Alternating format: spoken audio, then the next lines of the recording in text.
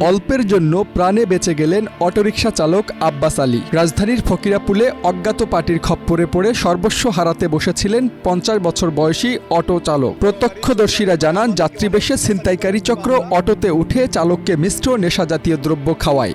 নেশা খাওয়ানোর পরে মনে করেন যে এখানে যখন ঢুলে আসছে, তখন আমরা যদি এখানে না থাকতাম, বাহির না থাকতাম, তাহলে তারে ছিনতাইকারীরা তারে লয়ে দিত। অজ্ঞাত পার্টির খাবার খেয়ে কিছুক্ষণের মধ্যেই আব্বাস আলী অসুস্থ হয়ে পড়েন এবং ধীরে ধীরে জ্ঞান হারাতে শুরু করেন। এক পর্যায়ে নিয়ন্ত্রণ হারিয়ে অটোটি একটি প্রাইভেট কারের সঙ্গে ধাক্কা খায়। এতে বড় ধরনের দুর্ঘটনার আশঙ্কা তৈরি হয়। গাড়িটা ভিতর থেকে আসছে, গলির মুখ দিয়ে আসছে, আসার পরে দুইটা গাড়ির লোক মাইরা দিছে। মারার পরে দেখেছি ডাইরেক্ট একটা প্রাইভেটের সাথে মাইরা দিছে।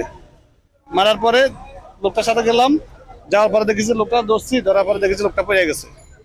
পড়ে যাওয়ার পরে তারা ওখান থেকে নিয়ে আসছি, আনার পরে এখানে রাইখা দিছি। দুর্ঘটনার পরপরই স্থানীয় লোকজন এগিয়ে এলে ঘটনাস্থলে জনসমাগমও বেড়ে যায়। পরিস্থিতি বেগতিক বুঝে ছিনতাইকারী চক্র ঘটনাস্থল থেকে পালিয়ে যেতে সক্ষম হয়। পরে অটোরিকশার মালিক এসে তার ড্রাইভারকে উদ্ধার করেন এবং দ্রুত মুগদা মেডিকেল হাসপাতালে নিয়ে যান। অটোরিকশার মালিক জানান, তার চালক একজন ভদ্র ও দায়িত্বশীল ব্যক্তি এবং কোনো ধরনের নেশাজাতীয় কর্মকাণ্ডের সঙ্গে জড়িত নন।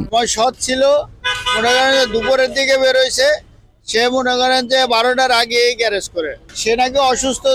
এই কথা শুই না, মনে করেন আমরা সবাই দৌড়ে আসছি। ঘটনাস্থলে উপস্থিত অন্যান্য চালকরা জানান, ছিনতাইকারী চক্র বিভিন্ন কৌশলে মানুষকে অচেতন করে সর্বস্ব লুটের চেষ্টা করছে। এ ধরনের ঘটনা এড়াতে সবাইকে সর্বোচ্চ সতর্ক থাকার আহ্বানও জানান তিনি। আমি সকল অটো ড্রাইভারদেরকে আমি সচেতন করি এবং অবগত করি, যাতে আপনারা অপরিচিত কোনো লোকের কোনো কিছু খাবেন না, আর নিজের যান হারাবেন না, আর গাড়িও হারাবেন না। কারণ একটা গাড়ি অনেক টাকা কিনতে হয়, কিন্তু এটা আমাদের মতো দেওয়ার মতো কোনো সমর্থন নাই।